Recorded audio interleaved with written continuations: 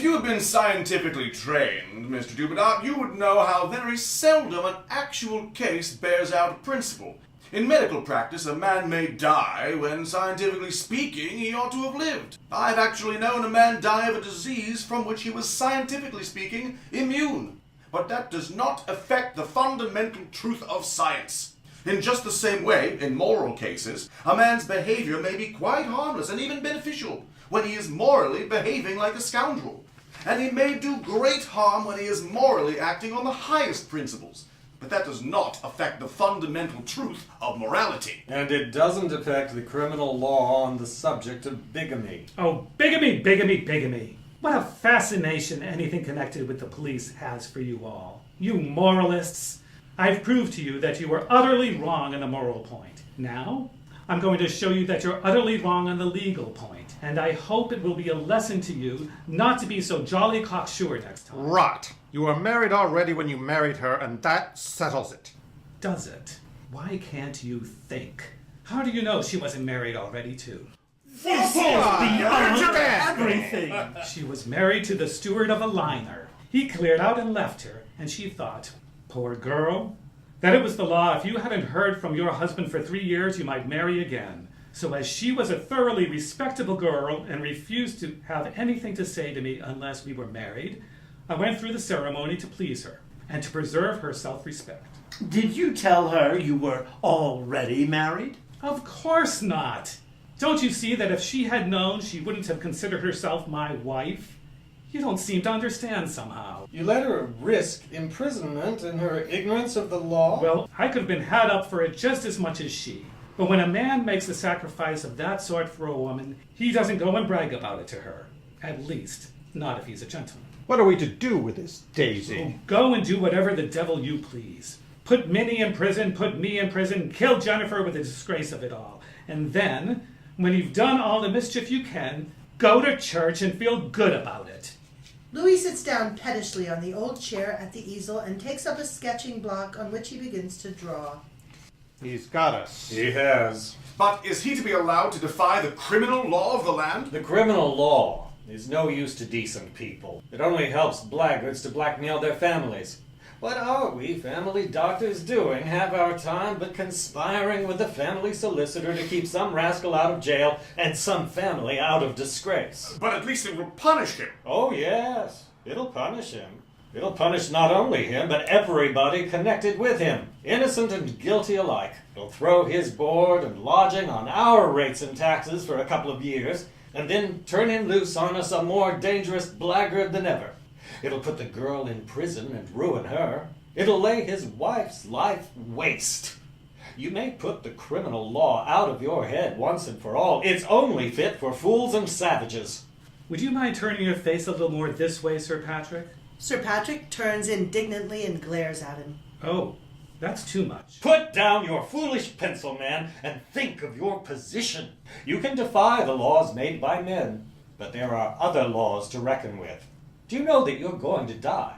We're all going to die, aren't we? We're not all going to die in 6 months. How do you know? Upon my soul, I will not stand this! It is in questionable taste under any circumstances or in any company to harp on the subject of death. But it is a dastardly advantage to take of a medical man. I will not allow it, do you hear? Well, I didn't begin it. You chaps did. It's always the way with the inartistic professions. When they're beaten in argument, they fall back on intimidation. I never knew a lawyer who didn't threaten to put me in prison sooner or later. I never knew a parson who didn't threaten me with damnation. And now, you threaten me with death. With all your talk, you're only one real trump in your hand, and that's intimidation. Well, I'm not a coward, so it's no use with me. I'll tell you what you are, sir. You're a scoundrel. Oh? I don't mind you calling me a scoundrel a bit. It's only a word that you don't know the meaning of. What is a scoundrel? You are a scoundrel, sir. Just so. What is a scoundrel? I am. What am I? A scoundrel! It's just arguing in a circle. And you imagine you're a man of science. I have a good mind to take you by the scruff of your neck, you infamous rascal, and give you a sound thrashing. I wish you would. You'd pay me something handsome to keep it out of court afterwards. Bonington, baffled, flings away from him with a snort. Have you any more civilities to address to me in my own house? I should like to get them over before my wife comes back. Louis resumes his sketching. My mind's made up. When the law breaks down, honest men must find a remedy for themselves. I will not lift a finger to save this reptile. That is the word I was trying to remember. Reptile. I can't help rather liking you, dubedat, but you certainly are a thoroughgoing specimen. You know our opinion of you now, at all events. Louis patiently puts down his pencil. Look here. All this is no good. You don't understand. You imagine that I'm simply an ordinary criminal. Not an ordinary one, dubedat. Do yourself justice. Well, you're on the wrong tack altogether. I'm not a criminal. All your moralizings have no value for me. I don't believe in morality. I'm a disciple of Bernard Shaw. Eh? That's enough. I wish to hear no more. Of course, I haven't the ridiculous vanity to set up to be exactly a Superman, but still, it's an ideal that I strive towards just as any other man strives towards his ideal. Don't trouble to explain. I now understand you perfectly. Say no more, please.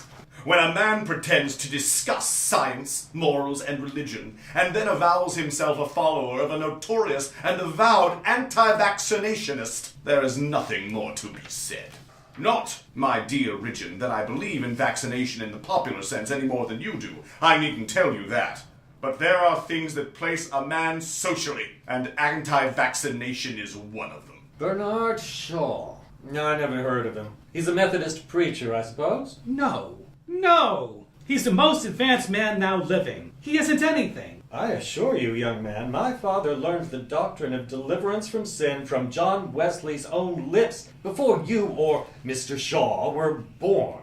It used to be very popular as an excuse for putting sand in sugar and water in milk.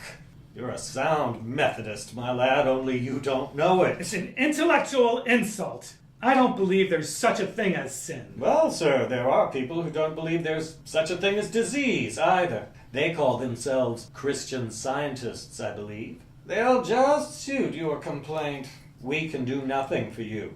Good afternoon to you. Sir Patrick rises. Louis runs to him piteously. Oh, don't get up, Sir Patrick. Don't go. Please don't. I didn't mean to shock you. On my word. Do sit down again. Give me another chance. 2 minutes more. That's all I ask. Sir Patrick is surprised by this sign of grace and a little touched. He sits down. Well, Thanks, awfully. I don't mind giving you 2 minutes more, but don't address yourself to me, for I've retired from practice and I don't pretend to be able to cure your complaint. Your life is in the hands of these gentlemen. Not in mine. My hands are full. I have no time and no means available for this case. What do you say, Mr. Walpole? Oh, I'll take him in hand. I don't mind. I feel perfectly convinced that this is not a moral case at all. It's a physical one. There's something abnormal about his brain. That means probably some morbid conditioning affecting the spinal cord. And that means the circulation.